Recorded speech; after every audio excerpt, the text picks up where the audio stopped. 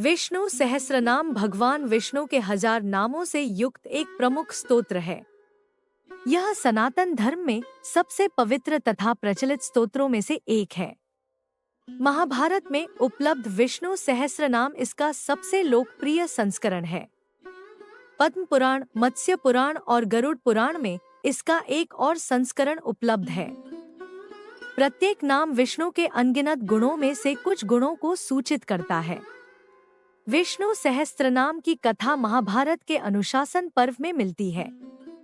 कथा के मुताबिक जब युधिष्ठिर को लगा कि उन्हें जीवन में पालन करने वाले सबसे बड़े धर्म के बारे में जानकारी चाहिए, तो उन्होंने कृष्ण से संपर्क किया। कृष्ण ने युधिष्ठिर को भीष्म पितामह के पास ले गए।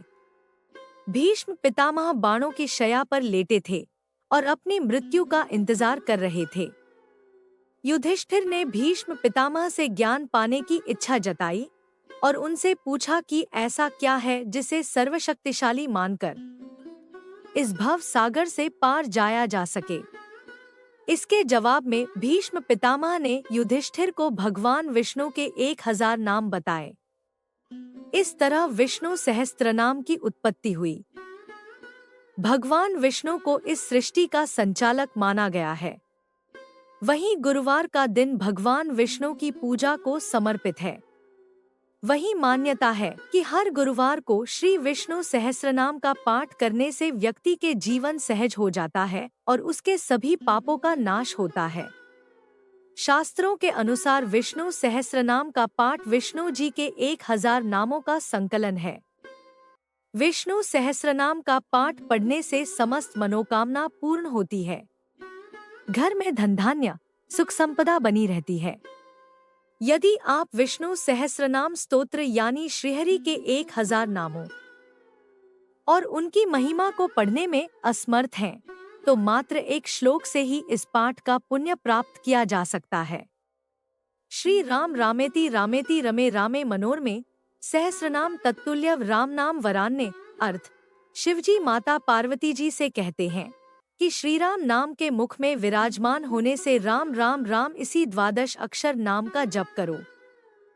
हे पार्वती, मैं भी इन्हीं मनोरम राम में रमता हूँ। यह राम नाम विष्णु जी के सहस्रनाम के तुल्य है। भगवान राम के राम नाम को विष्णु सहस्रनाम के तुल्य कहा गया है। इससे संबंधित कथा।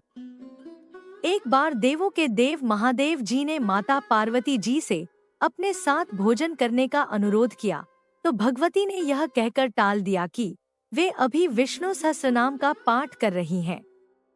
इसमें कुछ देर लगेगी, तब तक आप प्रतीक्षा करें। भगवान शंकर ने जब पुनः पार्वती जी को बुलाया, तब भी पार्वती जी ने यही उत्तर दिया कि वे विष्णु सहस्रनाम के पाठ के पूर्ण होने के बाद ही आ सकेंगी। शिवजी को उस समय बड़ी जल्दी थी, भूख लग रही थी और भोजन ठंडा हो रहा था।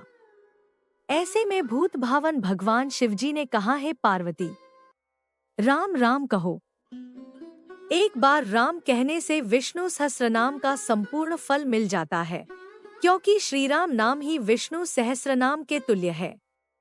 इस प्रकार शिवजी के मुख से इस 2 अक्षर के नाम राम का विष्णु सहस्रनाम के समान जप सुनकर माँ पार्वती अभिभूत हो गई और उन्होंने भी तब राम इस दिव्याक्षर नाम का जप करके प्रसन्न होकर शिवजी के साथ भोजन किया।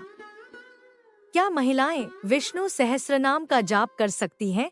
मुक्कुर श्री लक्ष्मी नरसिम्हाचार्य स्वामी जी का विचार था कि महिलाओं को श्री विष्णु सहस्रनाम का पाठ नहीं करना चाहिए, परंतु कुछ विद्वान मानते हैं कि जब माता पार्वती श्री विष्णु सहस्रनाम पाठ कर सकती है और उनके करने का पुराणों में उल्लेख भी मिलता है, तो फिर सभी महिलाएं इसका पाठ कर सकती है।